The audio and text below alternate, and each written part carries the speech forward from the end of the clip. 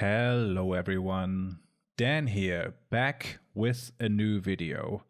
Not a podcast episode presented as a video, no, a real 3 Arrows YouTube video. Today we're going to talk about the Iraq War, a war that is somewhat unique in American history in that it's the only war that the public never truly knew why it had to be fought. The arguments by the Bush administration at the time were contradictory and changed as the war went on, and everyone was kind of left with a big question mark at the end. Now, luckily, there is a series of videos that aims to enlighten us on the motives of the US at the time, as well as some other details about the war. The project to reframe the Iraq War away from its common understanding is a project YouTube's top fake university, PragerU,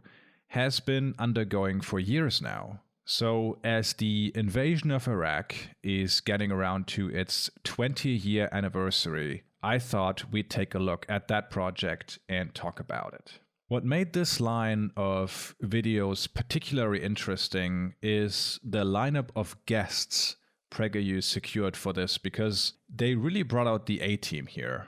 It's not like that one video where they got a guy, literally just a guy from Ecuador, that they apparently flew in to talk about how much he loves Israel. No. Our lineup today includes a published historian, a Pulitzer Prize-winning journalist, and a Fox News anchor. That last one being the least impressive, obviously. The first video we're going to take a look at is called Why America Invaded Iraq, narrated by an aggressively British man named Andrew Roberts, who, to PragerU's defense, is a historian.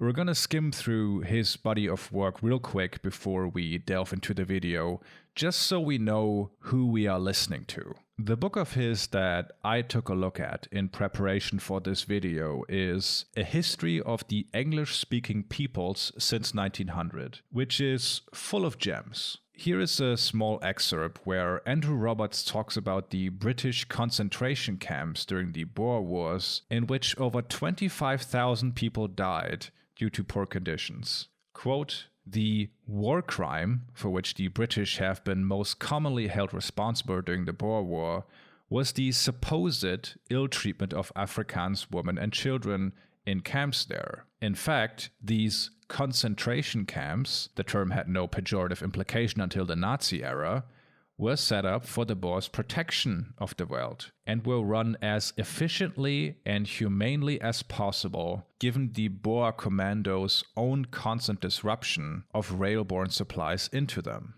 Further into the book, there is a section on the Amritsar massacre that saw between 400 and 1,500 unarmed civilians surrounded and shot on the orders of a British brigadier general, which Andrew Roberts frames as a brutal killing, sure, but one that prevented even worse things from happening. Quote, "Although much about that terrible day is disputed, the fact that it pacified the Punjab virtually overnight is not. After April 18, it was not necessary for another shot to be fired throughout the entire region." I don't want to get lost in the weeds here, but I think it's fair to label the book, as Stephen Howie has in a review for The Independent, as a series of grotesque defenses of almost any English speaker ever accused of blundering or brutality. So it makes sense PragerU got this guy to defend the atrocity that was the Iraq War, given the experience he brings to the table. There's one more thing I would like to highlight before getting into his PragerU video that I'd be remiss at leaving out. In the early aughts, Andrew Roberts held a speech for the Spring Book Club, a UK-based group that regards itself as the white shadow government of South Africa. If you go onto their very antiquated-looking website, you are greeted by a waving flag of apartheid South Africa and a ton of pictures of Springbok Club members posing with the flag of the other apartheid state, Rhodesia. According to the club's website, Andrew Roberts finished his speech by proposing a toast to the Springbok Club, which he said he considered the heir to previous imperial achievements. When confronted about his speech at this organization, Roberts said that he had no idea that this club was racist, despite the fact that the group flies the flag of apartheid South Africa at every meeting. And the dinner he was at was held in celebration of the anniversary of the government of Rhodesia declaring independence from Great Britain after it was pressed to chill with all that apartheid stuff. But that just as a funny side note. What is kinda unfortunate is that Andrew Roberts clearly altered his messaging for his PragerU video in that he wants to convince us that there was a legitimate reason to invade by international standards. In his above-mentioned book, though, he makes clear that he believes the US and UK had the right to do it anyway, and damn what the rest of the world thinks. Quote, "The English-speaking peoples and their allies had the perfect moral right to invade Iraq, whether she had flouted numerous United Nations Security Council resolutions or not." Anyway, time to take a look. A little heads up beforehand. Unfortunately, I don't have the time to tackle every single thing said in the video, so I'm going to focus on the most egregious attempts of rewriting history. The links to the videos are in the description if you want to make sure I'm not leaving out anything important. Let's listen to the first clip. Why did the United States go to war against Iraq in 2003? The decision was controversial at the time and remains so today. But the reason was clear. Saddam Hussein, the brutal dictator of Iraq for 35 years, was the central threat to peace in the Middle East. With that threat removed, the Bush administration believed the establishment of a functioning democracy in Iraq would encourage the growth of democracy elsewhere in the Arab world. As democracy spread, terrorism would retreat.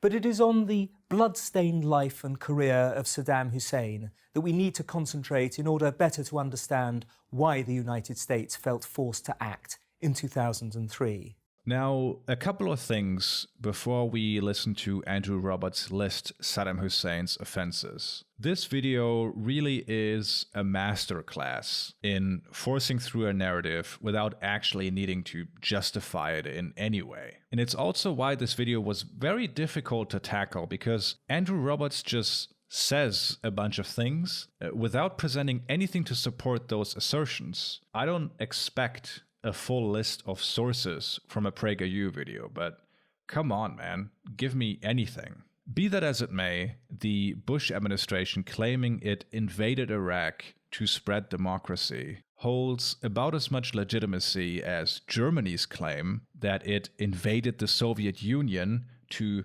protect Europe from Bolshevism, or Russia's claim that its intention is to denazify Ukraine. It's a post hoc justification for the public when you've already made the decision anyway. It's also worth mentioning that even if that was the honest intention of the Bush administration, which it wasn't, that doesn't mean that the war would have been justified, which is Andrew Roberts' position, as he states clearly in his book. On top of that, the invasion of Iraq actually did the exact opposite, if you remember.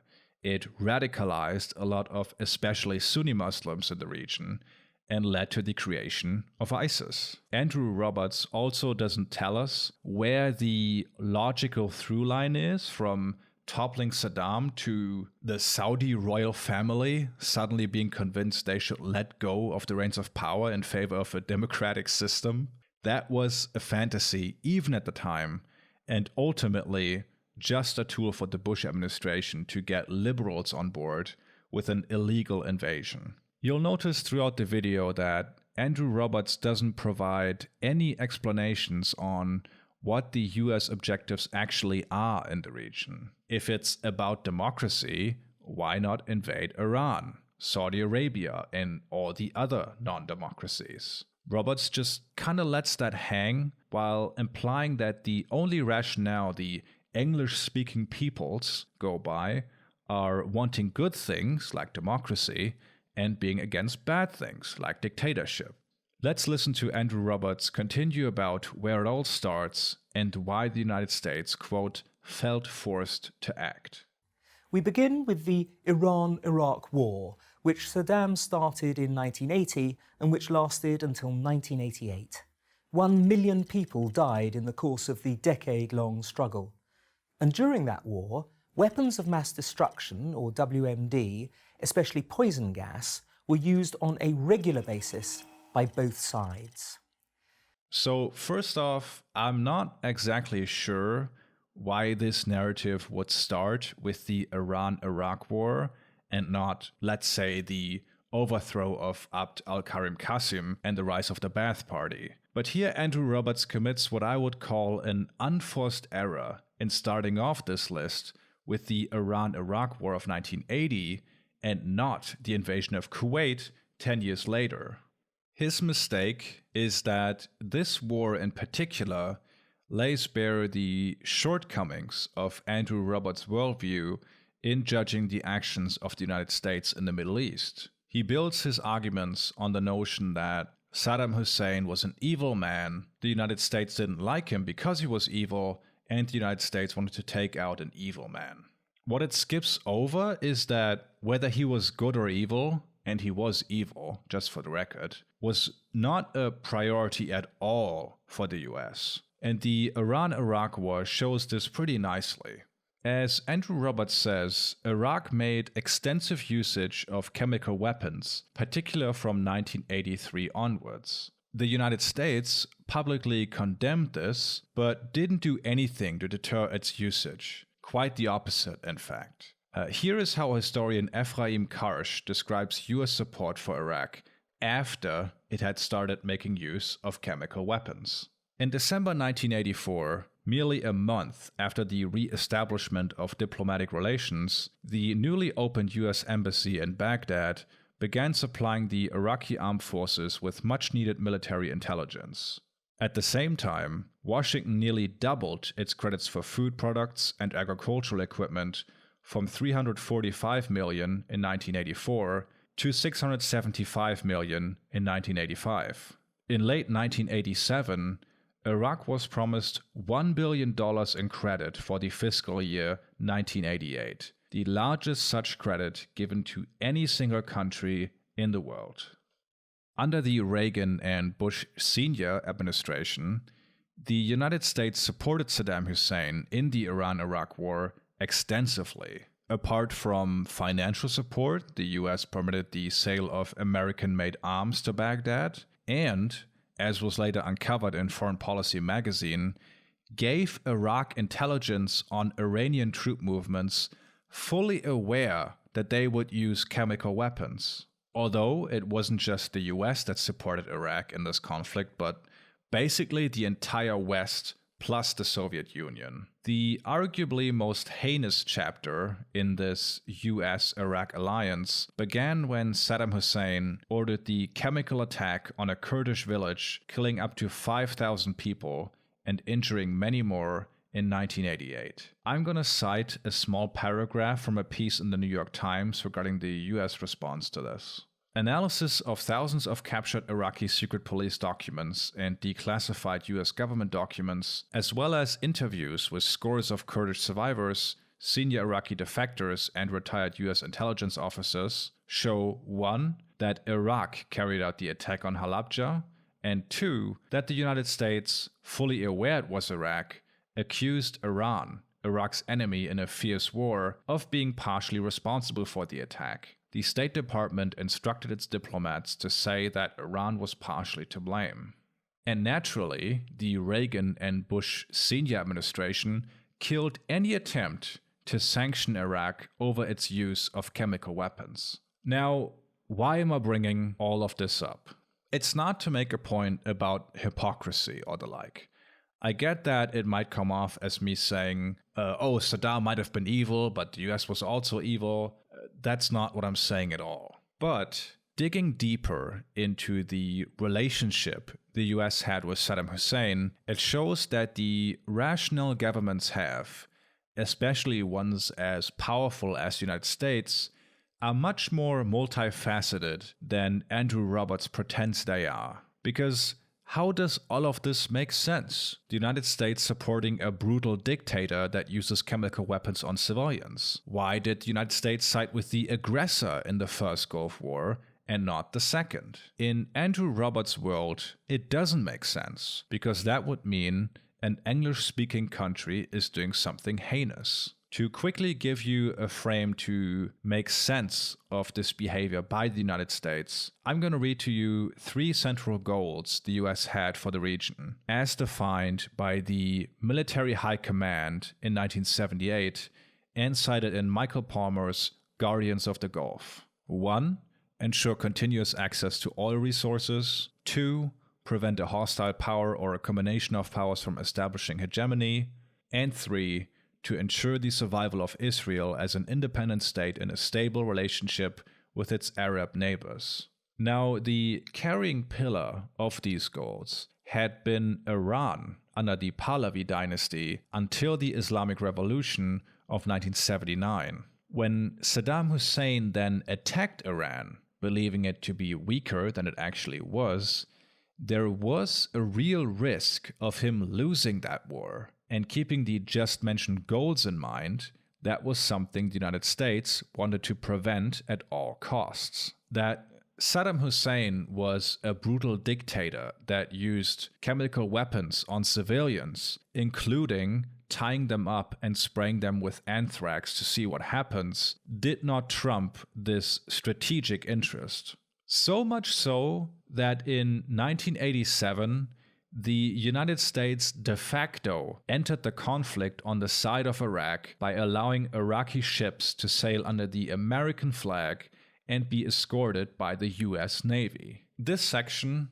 of the video also sees Andrew Roberts deploy a rhetorical trick that will pay off later, in that he uses the term WMD when he talks about chemical weapons, and we'll get to that later. The next thing our narrator brings up is Iraq's invasion of Kuwait, which I don't have that much to say on, except for the fact that if the United States really wanted to prevent this war, it could have done so.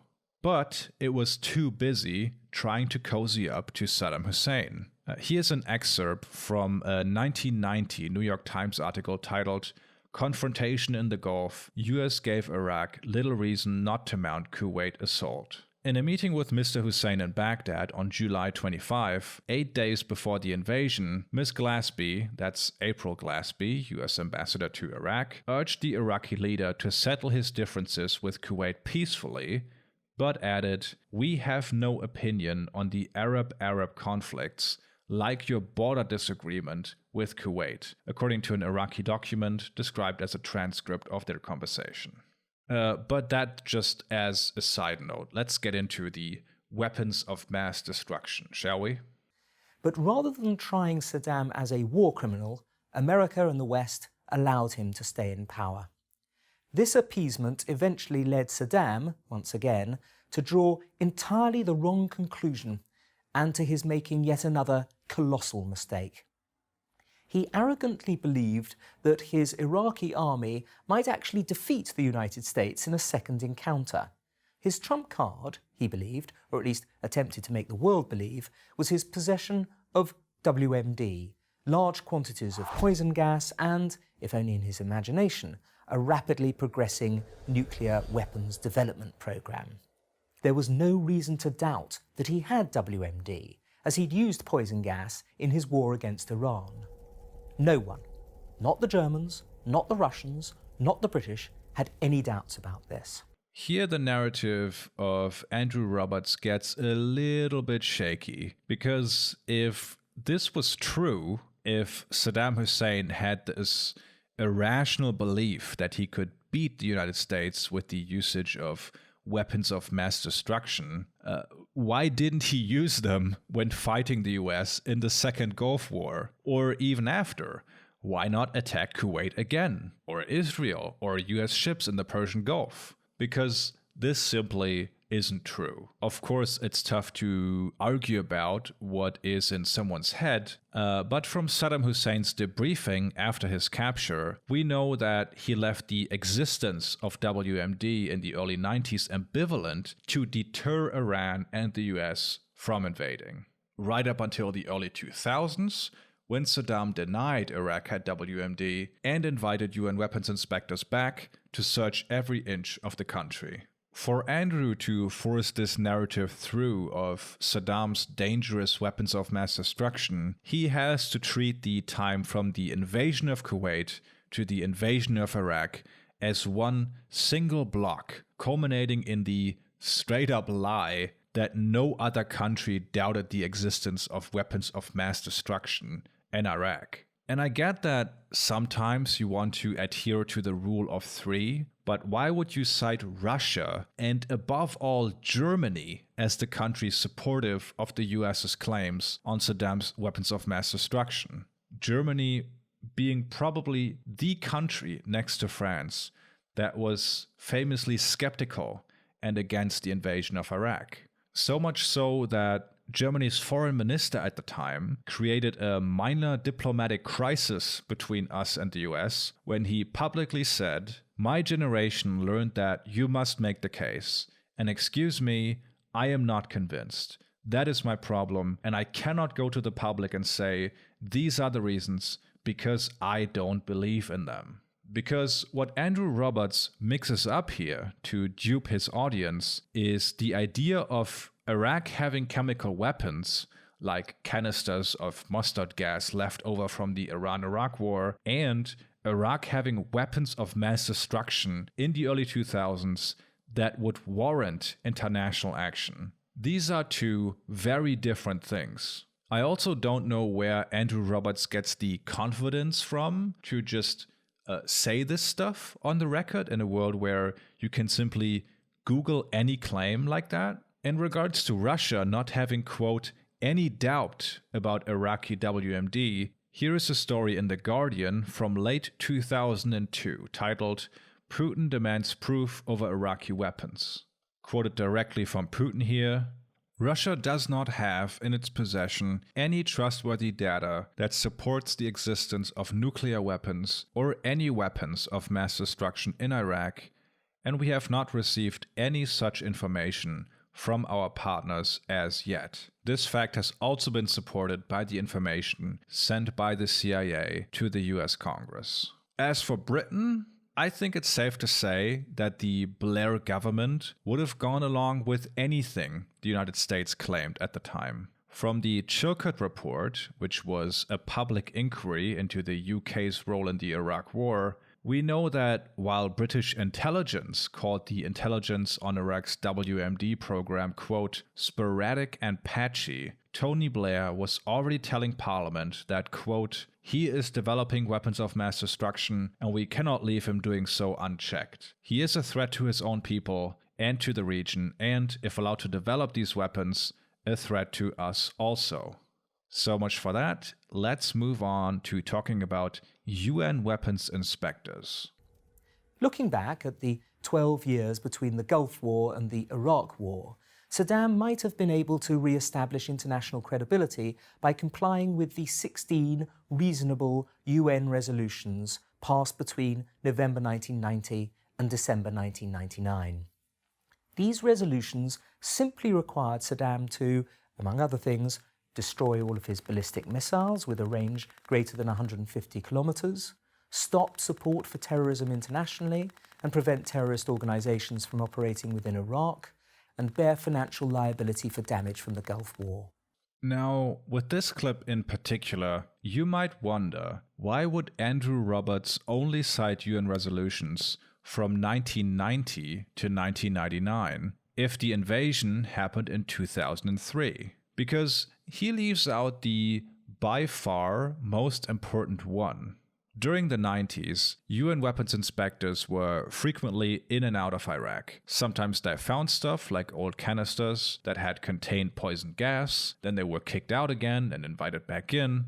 But crucially, when the UN Security Council passed Resolution 1441, curiously not included by Andrew Roberts, by all accounts, Iraq did invite weapons inspectors back into the country and handed over documents regarding their former WMD stock. Now, the people who led the UN investigation starting in November 2002 were two men by the name of Hans Blix and Mohammed El-Baradei, who was the head of the International Atomic Energy Agency, or IAEA. In Hans Blix's report to the UN Security Council in February 2003, he said that so far, UNMOVIC, that's United Nations Monitoring, Verification and Inspection Commission, has not found any such weapons, only a small number of empty chemical munitions. But also that the inspectors needed more time to investigate and determine if Iraq was fully compliant with UN Resolution 1441. Mohammed El-Baradei, the head of the IAEA,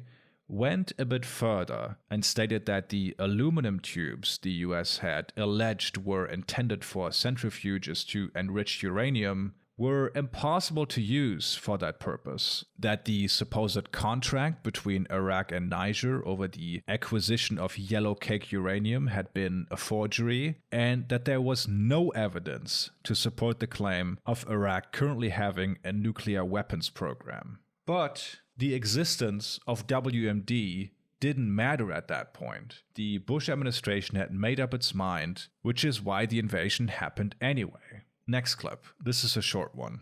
By the time of the terrorist attack on the United States of 9/11, something for which Saddam was not responsible for or ever blamed for, any war against terror that did not involve toppling this brutal dictator, who might supply WMD to terrorists for future attacks, would have been absurd.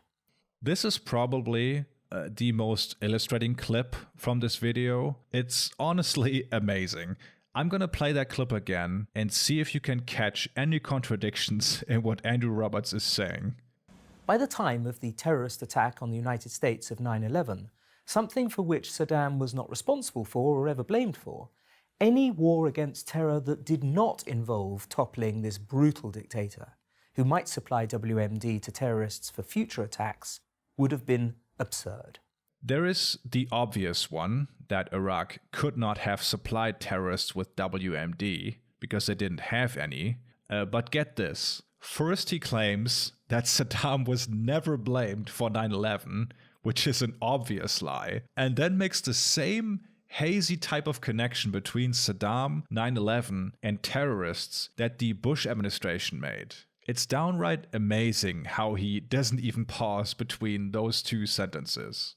And just for the record, there is, to this day, not a single instance found of the Iraqi state sponsoring an act of terrorism against the US. Not one. And while it's true that the Bush administration never came out explicitly connecting the dots between 9/11 and Saddam Hussein, the constant allusions to Iraq with the terms terror, terrorists, and Al-Qaeda made them spelling it out wholly unnecessary. Let me give you an example of what I mean. Here's an excerpt from George W. Bush's Union Address of 2003. Before September the 11th, many in the world believed that Saddam Hussein could be contained, but chemical agents, lethal viruses, and shadowy terrorist networks are not easily contained. Imagine those 19 hijackers with other weapons and other plans, this time armed by Saddam Hussein.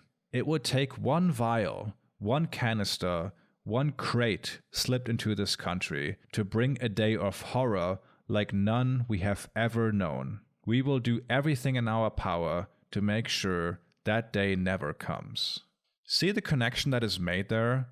One of the reasons, if not the biggest reason, the majority of Americans were sold on the Iraq War was the Bush administration's framing of the invasion being an extension of the war on terror after 9/11. There are still articles online from the early 2000s connecting Saddam not just to 9/11, but the Oklahoma City bombing. This was shoved onto the American public non-stop, be it in speeches by the president, articles in papers like the Weekly Standard, or claims like when Dick Cheney alleged that Mohammed Atta had met an Iraqi official prior to 9/11 in Prague.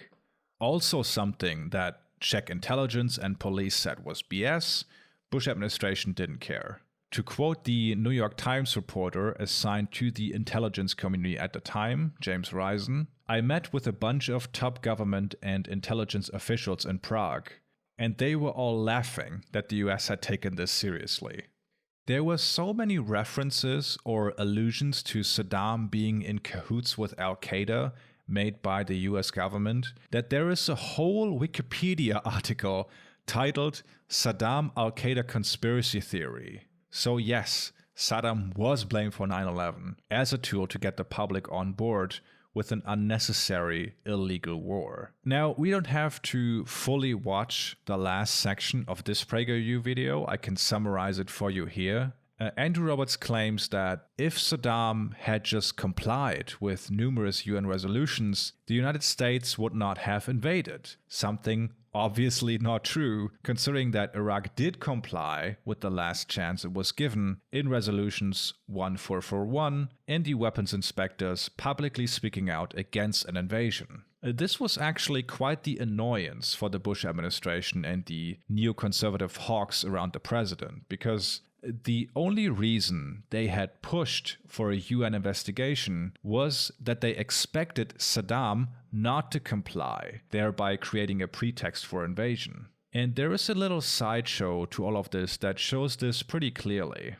If you remember the UN head investigator by the name of Hans Blix, Paul Wolfowitz, serving as the deputy defense minister, asked the CIA in 2002 to dig up dirt on this guy to discredit his findings in Iraq. Why would he do this if it's all about the threat of weapons of mass destruction, like Andrew Roberts says? Again, doesn't make sense. All this stuff that Andrew Roberts cherry picks or leaves out, the threat of weapons of mass destruction, the Al-Qaeda connection that wasn't there, or the supposed aim to bring democracy to the Middle East, only served and still serves as an obfuscation of the obvious reason behind the invasion. You can focus in on hawks like Wolfowitz, who had their sights set on Saddam even before 9/11, or all the business connections in the Bush administration. But above all else, the reason is this. Under the trauma and humiliation of the 9/11 terrorist attacks, the Bush administration, in a mixture of alarmism and self-deceit, was desperate for an act of imperial self-affirmation. Saddam Hussein and his Iraq were in the unfortunate position of being a loose end after the Second Gulf War. Ultimately, the Bush administration decided to invade Iraq because it wanted to. Andrew Roberts ends his video by claiming that the Bush administration did not lie the public into the Iraq war because everyone knew Saddam had weapons of mass destruction since he had used them in the Iran-Iraq war. Of course, conveniently leaving out that the threat signaled to the American public at the time, above all else, was a nuclear one. As National Security Advisor Condoleezza Rice put it at the time, we don't want the smoking gun to be a mushroom cloud. A sentence that was workshopped and brought into existence by a work group called White House Iraq Group that was tasked with disseminating information to support the invasion. Putting that aside, Andrew Roberts pretending the Bush administration actually had good reason to believe in the existence of WMD in Iraq provides a neat segue into our second video of the day. This one is titled, Did Bush Lie About Iraq? And boy did I comically spit out my coffee when I saw who they got for this one. I took America to war in Iraq. It was all me. Okay, it was mostly me. I had some help from a clueless President George W. Bush and his neoconservative puppet master, Vice President Dick Cheney. Senior White House fanatics spoon-fed reporters like me cherry-picked intelligence about Iraq's alleged weapons of mass destruction so that America could invade Iraq and seize its oil. None of this is true. but many Americans continue to believe it. Now, if you are unaware who Judith Miller is, she was a reporter for the New York Times and tasked with covering Iraq's supposed weapons of mass destruction prior to the invasion. Later, it turned out that a lot of the claims in her stories weren't actually true, and these days Judith Miller gets her paycheck from Fox News and other right-wing outlets because they'll apparently take anyone claiming to be a free speech advocate.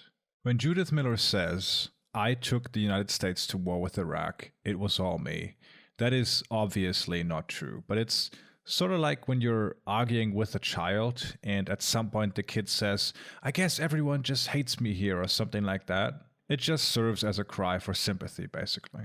Anyway, I'm very happy PragerU released this video because it allows me to shine a light on the whole media dimension of the Iraq War, where newspapers like the New York Times or the Washington Post were instrumental in shaping the public opinion in favor of invasion. The gist of Judith Miller's argument in this video is that there was no malice going on behalf of herself, the mainstream media, or even the Bush administration. No, you see, the intelligence community merely got it wrong. Let's listen in.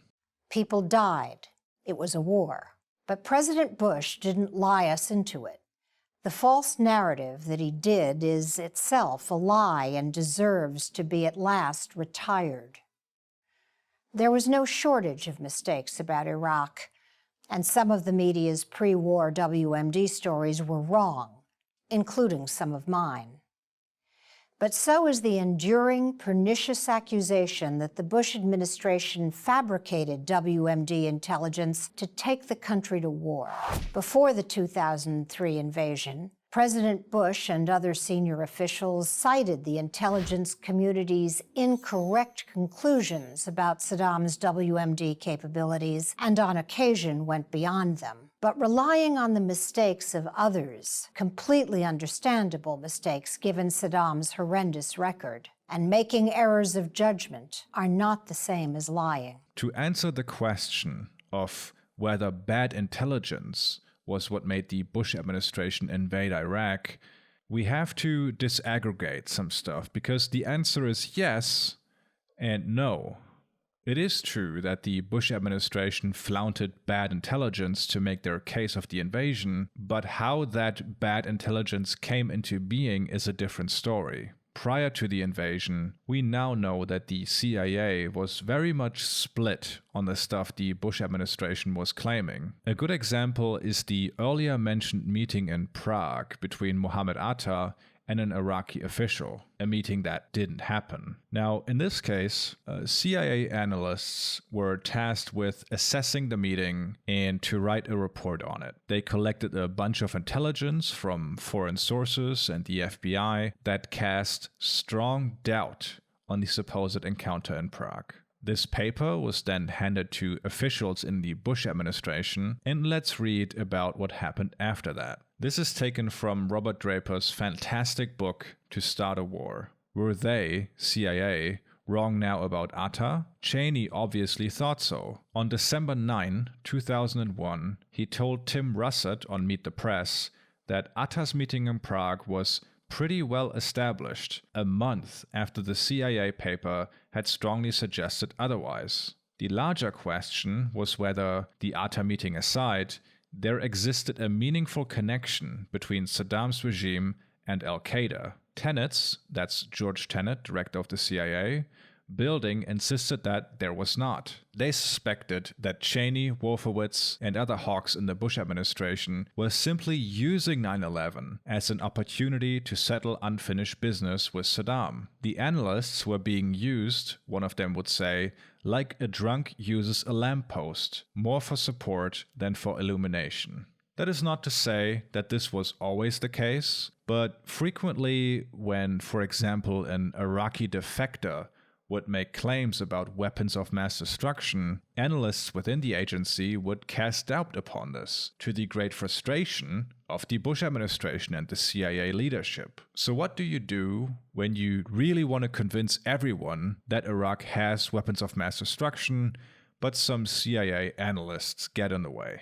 You make stuff up. Not the intelligence itself, crucially, but the analysis of it. In September 2002, Paul Wolfowitz created the Office of Special Plans. The job of the OSP officially was to second-guess the findings of the CIA, like there not being a link between Saddam and Al-Qaeda. But in reality, the OSP existed to discard any kind of professional analysis and sift through raw intelligence to find something to support an invasion. And while we're on the topic of bad intelligence, here's what a former CIA officer had to say about the Office for Special Plans in an interview for the Sunday Herald. He described the OSP as, quote, dangerous for US national security and a threat to world peace. The OSP lied and manipulated intelligence to further its agenda of removing Saddam. It's a group of ideologues with predetermined notions of truth and reality. They take bits of intelligence to support their agenda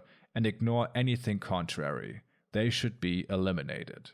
In presenting this graphic, Judith Miller casts herself, the media, and the Bush administration as mere victims of bad intelligence. You can see that there is no arrow between media and the White House when there really should be. Because if we dig into how this intelligence landed on the desk of Judith Miller, it lays bare the entanglements between media and the Bush administration that ultimately served those wishing to invade. I don't want to get too granular on this, but basically, the work of the OSP often consisted of seeking out defectors or supposed insiders willing to confirm the existence of Iraq's weapons programs. They found what they were looking for in a guy called Ahmed Chalabi in the Iraqi National Congress, which was an umbrella opposition group to Saddam that, of course, was funded by the United States. Here's what Seymour Hersh wrote about the INC in an article for The New Yorker.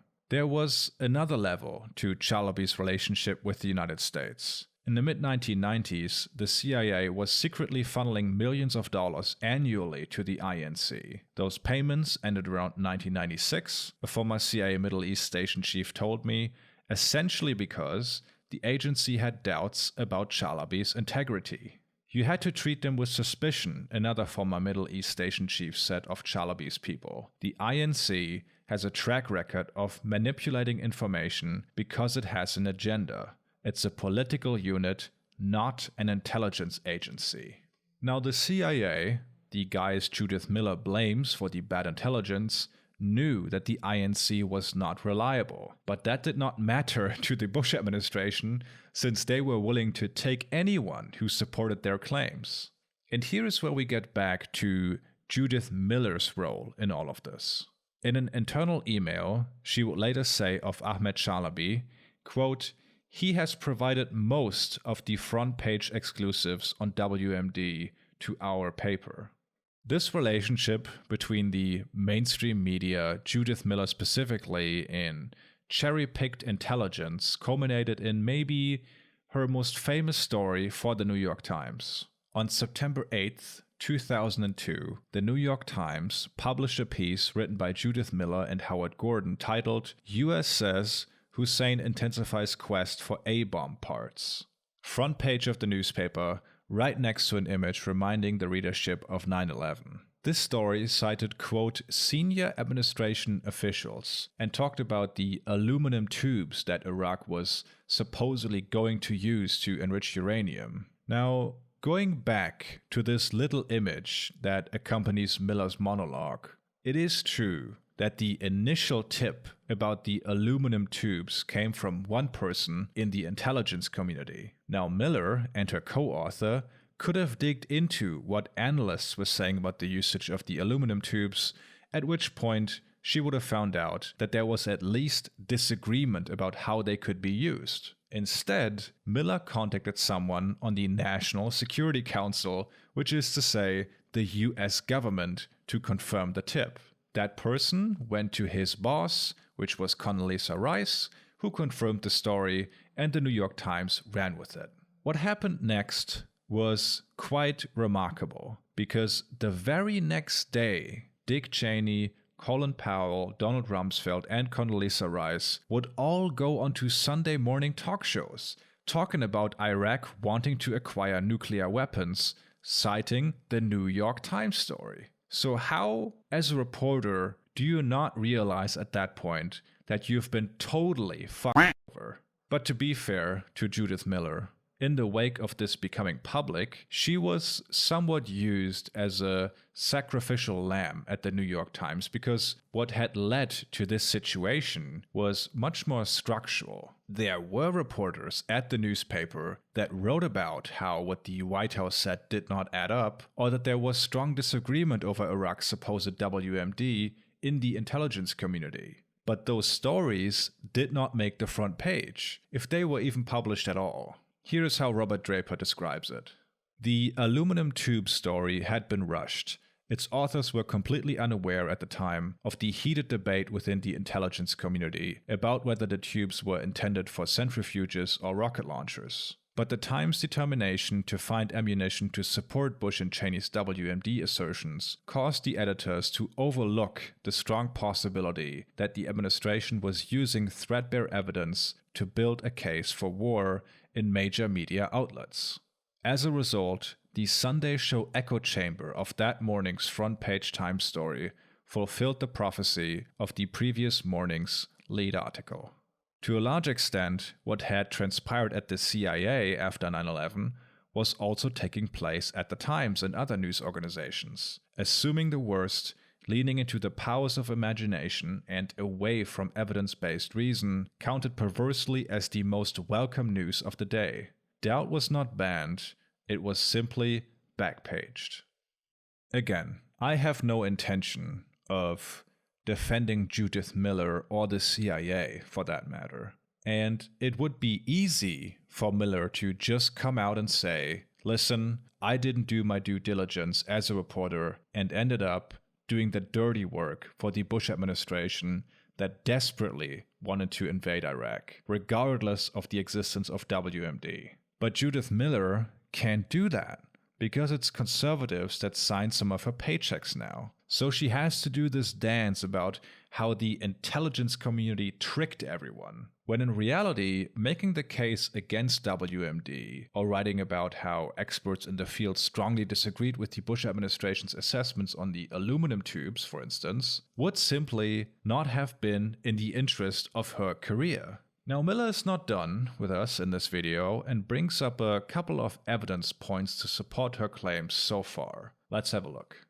There's an enduring myth that policymakers pressured intelligence analysts into altering their estimates to suit the Bush administration's push to war. Yet several thorough bipartisan inquiries found no evidence of such pressure.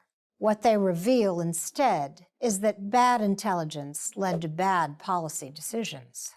The 2005 commission, headed by former Democratic Senator Charles Robb and Republican Judge Lawrence Silberman, called the intelligence community's estimates on Iraq dead wrong. A year earlier, the Senate Select Committee on Intelligence denounced such intelligence failures as the product of groupthink, rooted in a fear of underestimating grave threats to national security in the wake of 9/11. Now, what Miller says here about Congress investigating intelligence on Iraq isn't necessarily untrue, but as she did with her story in the New York Times, she chooses not to include information that goes against her preconceived notion.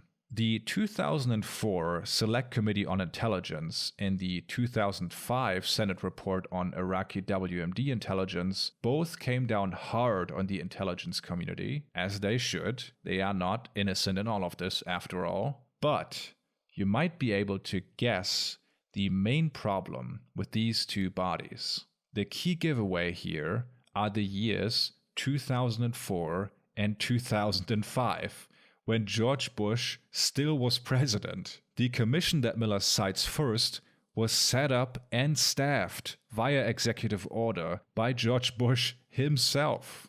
And naturally, this commission merely was supposed to look into the intelligence, not how that intelligence was used by the Bush administration. If you read the Rob Silverman report, the authors point out numerous times that intelligence on Iraq's WMD was bad, but that they aren't allowed to inquire into how policymakers utilize the bad intelligence or even into the activities of the Office for Special Plans. Same goes for the Senate report on Iraqi WMD intelligence. That said, for the Senate report, there was actually a so-called Phase 2 that was specifically going to look into how Iraqi WMD intelligence was used by senior policymakers.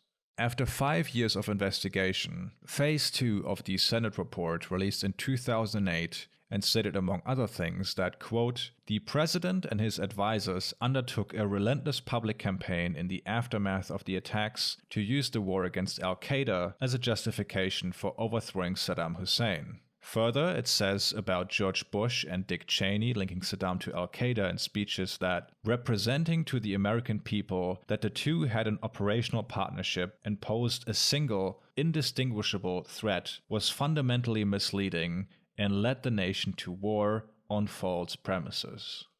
Now, this Senate report was still pretty mild, and while acknowledging that the Bush administration had knowingly misled the American public, it doesn't fully go into the scale of the deception and proposes no follow-up investigations or sanctions against Bush and his cronies. Still, the question remains, why did Judith Miller only cite one half of the Senate report on Iraq's WMD intelligence? There is no way she is not aware that this report exists, so why not include it here? Well, I know why, but we'll talk about it when Miller is done.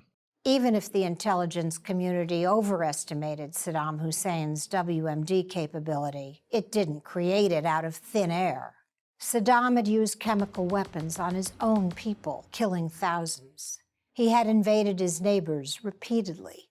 No, President Bush did not take America into a war because he was strong-armed by a neoconservative cabal.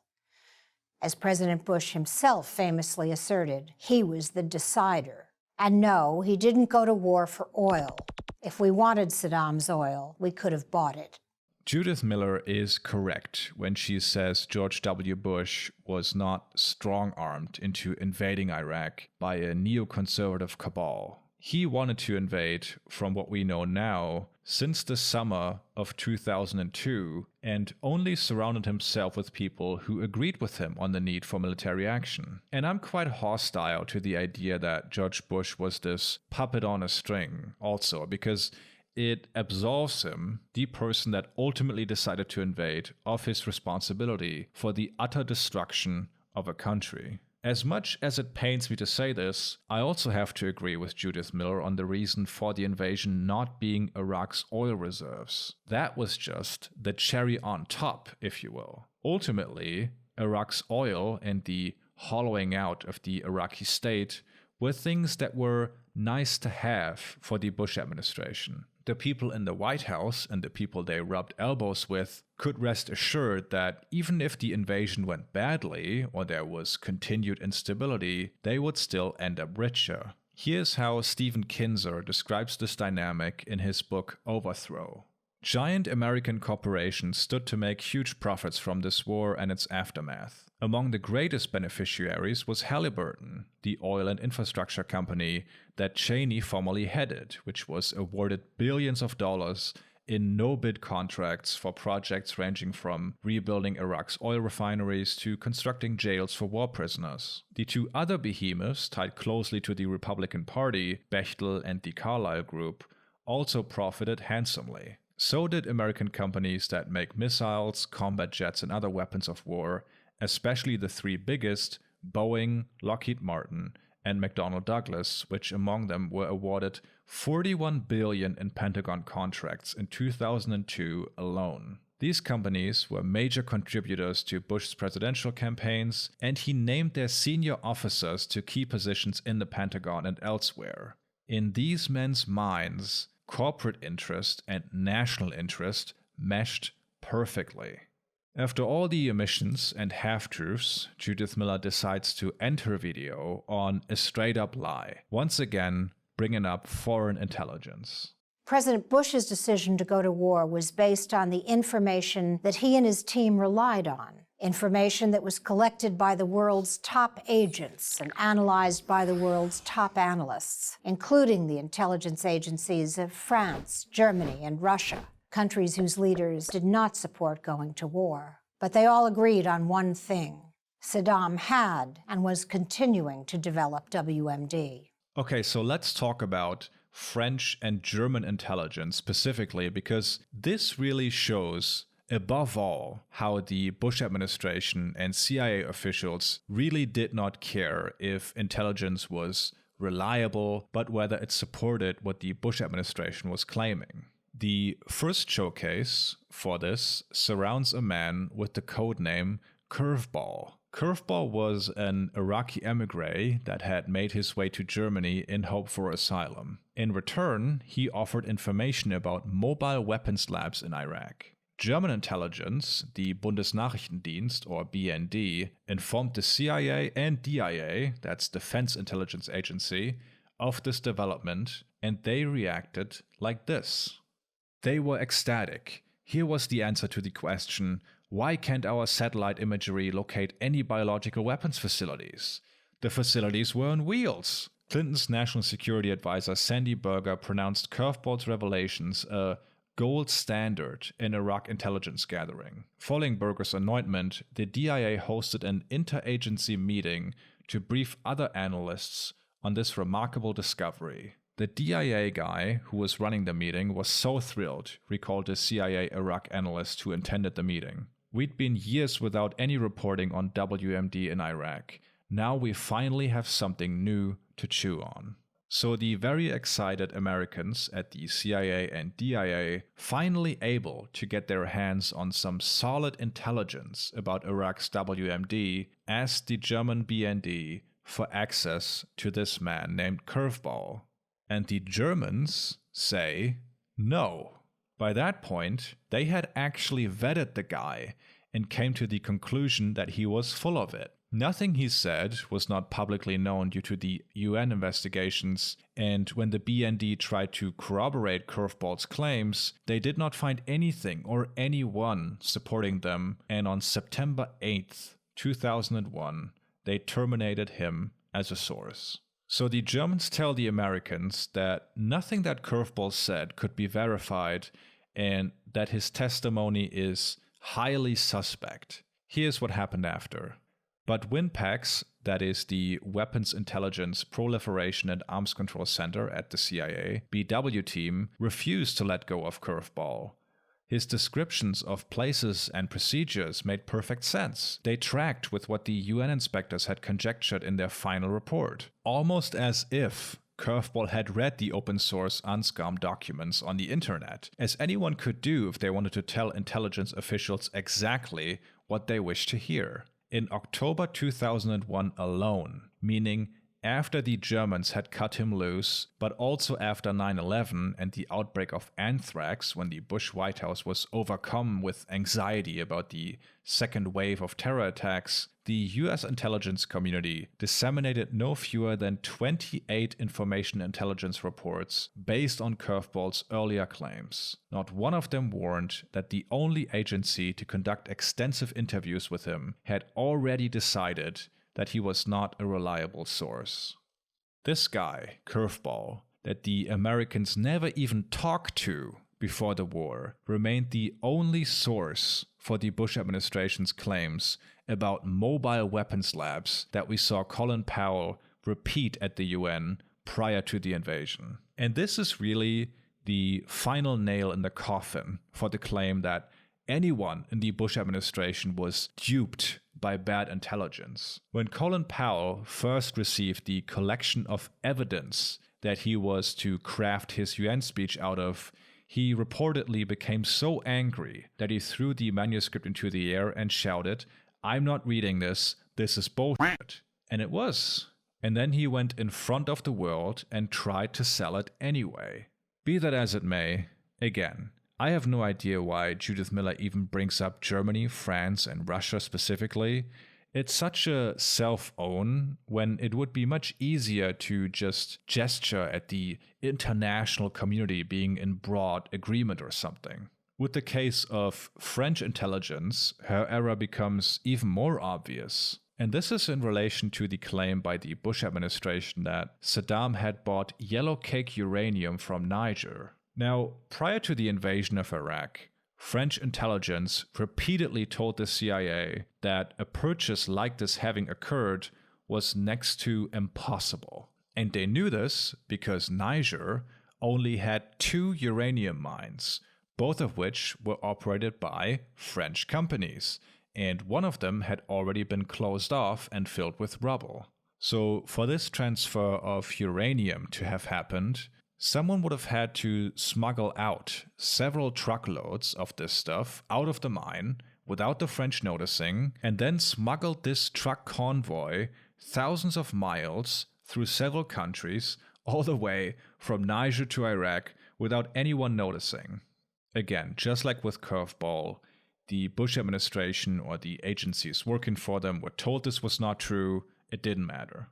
Ultimately, Judith Miller does not provide any new insight that would suggest George W. Bush or his administration did not lie the American public into a war. But besides that, this question on whether Bush lied misses the point a little bit. What we know to be true is that the Bush administration used a bunch of information to push America into a war with Iraq, and they clearly did not care whether that information was true. In fact, they actively disregarded evidence that didn't support their agenda in favor of shaky evidence that did.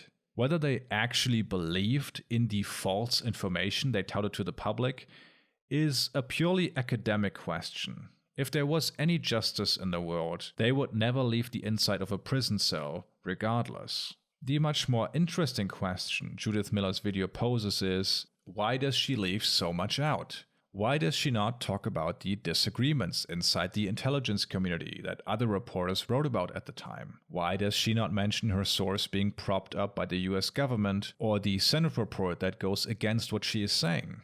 The answer to that question is the same answer of why she got her stories on Iraq's WMD so wrong in the first place. Because it's not beneficial to her career. And it seems like she really hasn't learned a single thing from her culpability in the death of hundreds of thousands of innocent people. Now, there is one more video by PragerU about the Iraq War, titled How the Iraq War Was Won and Lost. I don't think we need to go over this in detail, but I'll give you the gist of it, just so we have all of our bases covered. The argument laid out by the narrator in this video is basically an exact copy of another PragerU video titled The Truth About the Vietnam War. Both videos paint a picture of a victorious United States in the Iraq/Vietnam War that has its enemies on the ropes. But just before achieving total victory, the Democrats come in, fumbling the whole thing, and that's why we remember these two wars as utter disasters. It is coping of the highest order. Just to go over it briefly, we have to skip forward a bit in the Iraq War timeline. Okay, so Judith Miller does her thing, the invasion happens, Saddam is captured, there is a brief period of relative peace before the screw-ups of the occupiers lead to the insurgency, the Mahdi army forms under Muqtada al-Sadr, civil war, ethnic cleansing, bombs going off everywhere all the time, and then the US decides to double down with what is known as the Surge. In this PragerU video, Pete Hegseth tells us that the surge, meaning raising the amount of US troops in Iraq in 2007, worked gangbusters. But when Obama came into the White House and withdrew from Iraq, he threw away previous gains. Again, I don't want to dig too deep into this, but just know that the reduction of violence in Iraq during the surge being a result of more US presence is highly contested. Violence already began to decline in Iraq before the surge even started, in part due to the fact that by 2007, Iraq had already undergone a brutal civil war that entailed a ton of ethnic cleansing, meaning there were less friction points between Sunni and Shia Muslims in Iraq at the time. Pete Hegseth also doesn't really define the word success or winning for us, but you have to question how much of a success it really is when part of the US strategy during the surge was literally just paying off Iraqi militants, merely giving them money to stop fighting. And as one would expect, when the flow of money stopped, the violence continued. Before we depart from this video though, if you're familiar with this channel for a while, you are no stranger to Pete Hegseth. The last time we talked about him was when he was lobbying for the pardoning of a couple of Blackwater mercenaries and convicted war criminals who killed 14 Iraqi civilians in Baghdad. Little update on that story. He was successful in that effort. In December of 2020, shortly before leaving office, Donald Trump did pardon the men who had committed the Nisour Square massacre in 2007. So I hope Pete is proud of his legacy there. Putting that aside, what I want to talk about and why I ultimately made this video is not so much the falsehoods and dishonest framings of these PragerU videos, but rather what they represent. I doubt a lot of people are gonna watch these and come away convinced that the invasion of Iraq was a good idea. That is a claim that is just too far out there, even for the modern far right. But they might come away from these videos feeling confirmed in a set of unsaid underlying assumptions. In the instance of Pete Hegseth explaining how the surge supposedly worked, that video exists to give off the illusion of control. The illusion that, yes, military force is actually able to solve these issues around the world if you just commit and don't care about what the people in Iraq or the people in the United States think. And not only is that a myth, but one completely disproven by the experience of Iraq, Afghanistan, or Vietnam. All wars in which the most powerful country in the history of the world gave it their all, but was forced to accept the limits of what it could achieve. But if you accept that historical understanding of these conflicts, you might be skeptical the next time a president or a Fox News anchor suggests the use of military force abroad, and we can't have that at PragerU, can we? So that is one assumption. The other assumption, one shared by the video of Andrew Roberts and Judith Miller, is arguably much more destructive. When Andrew Roberts conveniently mixes up different forms of WMD, or Judith Miller lies about the validity of existing intelligence, they sell the assumption that we, Western nations and the US, we always start from scratch. We came at this, as we always do, with the best of intentions. That is what makes us different from the bad countries that start pointless wars without good intentions, you see. This is why Andrew Roberts can so flawlessly condemn Iraq's attack on Iran and Kuwait, while at the same time endorsing the decision of the Bush administration to go into a country thousands of miles away and destroy it. When it comes to these other wars, it seems pretty easy to understand that most of the time, the reason why one country invades another is pretty simple. The stronger one wants what the weaker one has. But when it comes to Iraq, a war started by the US and its allies, there are all these other reasons obfuscating the obvious fact that the United States, like every great power in every age, acts within its commercial self-interest. And this obfuscation that keeps up the illusion of us being endowed with an inherent virtue over the others only lays the groundwork for the next pointless invasion. And this belief is also the reason why, forget any legal consequences, why there aren't even any real social consequences for the people that started the war that killed around 600,000 Iraqis. 600,000. But you know, we had the best intentions, so nothing we can do really. No need for introspection. Now, you might say, well, maybe the US and allies didn't have the best intentions, but they surely didn't intend the enormous amount of suffering that followed. They didn't intend for there to be an insurgency and civil war. 600,000 dead and millions displaced was not the intention. And to borrow a metaphor from Sam Cedar, that is about as meaningful as someone saying they merely made the decision to let go of a glass of water without the intention of it dropping to the floor. Apart from that, when you look at the Iraq War and the things that define it and that remain, the Abu Ghraib torture scandal, the use of chemical weapons by the US like white phosphorus, the use of ammunition containing depleted uranium that will continue to cause birth defects in Iraq for generations, these things are intentional when they happen. There might be an admittance of wrongdoing after the fact, but in the moment, they are not accidents. And that cuts into the true aim of these videos. Not to necessarily convince you that Saddam had dangerous weapons of mass destruction, but to make you accept an unnecessary war that killed over 500,000 people as a mistake and not a crime. So, that was my video on the Iraq War. Glad to have that out of my system. I'm not really sure what to put here now. Usually this is where the credits run with all the names of my patrons, but I haven't had that as a reward for a while now since I was mostly doing the podcast, and I wouldn't want to put someone's name here that didn't consent to that.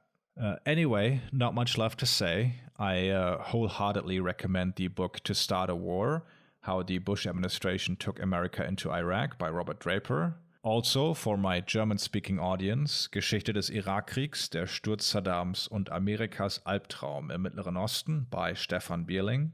There's also the downright amazing podcast Blowback, if you're looking for something more digestible. Other than that, all the love to my patrons that fund this content. It means the world to me. If you are interested in becoming a patron, you can find the link in the description. In return, you get a bunch of Patreon-only podcast episodes. You can also join the Discord, which is great fun. Right now, we are watching the series Babylon Berlin over there, which pairs nicely with the Fight for the Republic podcast series I'm also doing. Yeah, I think that's it. You can follow me on Instagram or on Twitter if that continues to exist. Who knows? Apart from that, take care and have a good one.